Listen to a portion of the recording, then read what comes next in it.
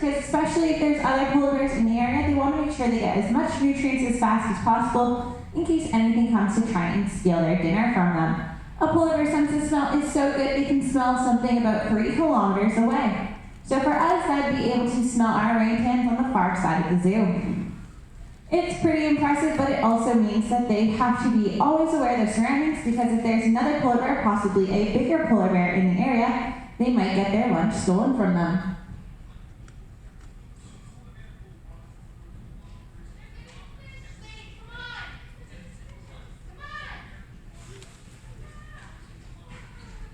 Now, if you are a polar bear in the wild, you will be mostly hunted during the winter, because this is when your food is at the most abundant. Now, what they'll do is they'll go out onto the ice when it's nice and thick, and they'll sit and they'll wait. But if you are a female polar bear, you only have a couple of months that you can really hunt to your true desire. You can go in the pool to get that.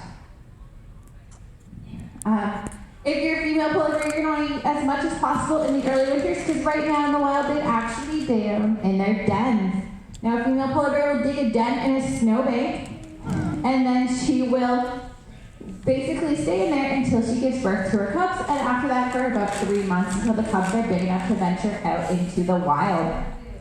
Today I have something very exciting to show you. I'm going to be bringing you... Now, if you are a female polar bear right now in the winter, you might be getting a little desperate, because you might not have gotten enough to eat before you den up. So as you guys have probably experienced yourselves, we haven't had a really cold winter, but we have had a bit of snow and a bit of frost, but not nearly enough to make the nice thick ice that they need to survive. So if you don't have enough fat stores to survive you through the winter while you're feeding those cubs, you might have to make a tough decision. Option number 1 is you leave your cubs behind in the den and go out and search for food by yourself. Now, they might get too cold while you're gone, because a polar bear really does rely on all the heat from its mom while they're in the den. Or possibly they might actually be found by another polar bear or another predator while mom is away from the den. The other option you have if you're a female polar bear is bring your cubs out early with you, but they might not be big enough or strong enough to survive at that point. So unfortunately for polar bears in the wild, fewer are actually emerging from their den with cubs every year. Where they should be having 2 to 3 to even 4 cubs come out successfully, they're getting 0 to 1 cubs these days. Now, all this is a contributing issue to their decline as a species. The other issue is human populations are always expanding, and we're even pushing north into the polar bear habitats.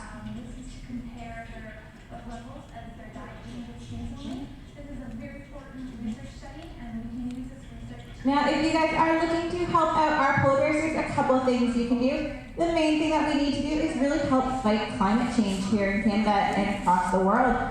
So one thing you can do is carpooling. Carpooling is great. It means we're putting less CO2 in the air when we have less carbon emissions from our cars.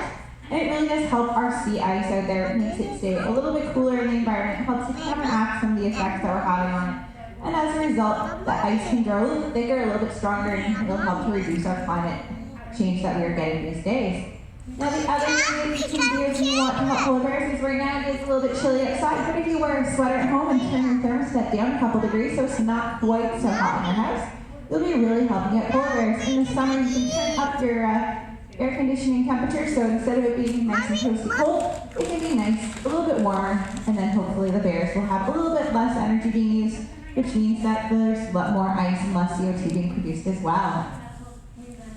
Now, if anyone has any questions, feel free to come on over just beside the podium, as I can't get in today due to the ice.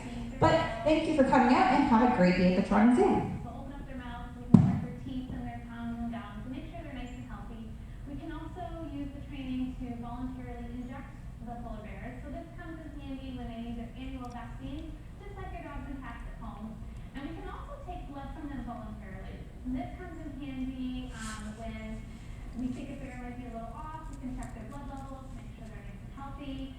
And we can also use it for potential research to compare to wild polar bears and see the difference between the wild polar bears and the bears in human care, and just kind of get a better understanding of polar bears in the wild. I've been lucky enough to get to work with this amazing species for about 3 years now. I hope you guys